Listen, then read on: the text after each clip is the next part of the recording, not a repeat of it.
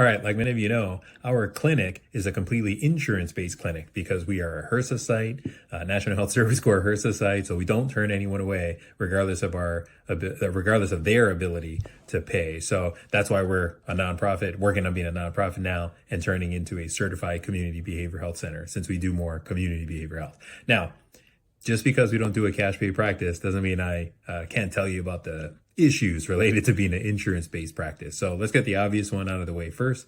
In order to become a cash pay practice, you're going to earn more money per hour, right? The average dollar per hour on insurance reimbursements is going to be lower than what you, well, hopefully, than what you would charge. If you charge $200, $220, $185 an hour, you'll make more than what typical insurance pays per hour. So on the other side of that, you make more per hour. You probably don't have to work as much unless you really love the work, right?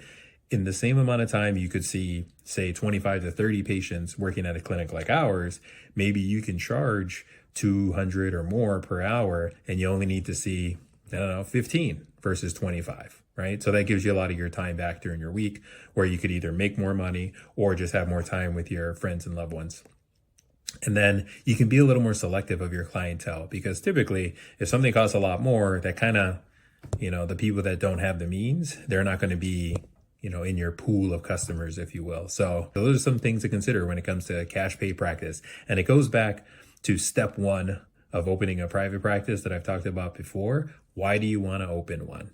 Answer some of those questions related to that, and you'll know whether you're going cash pay or insurance based.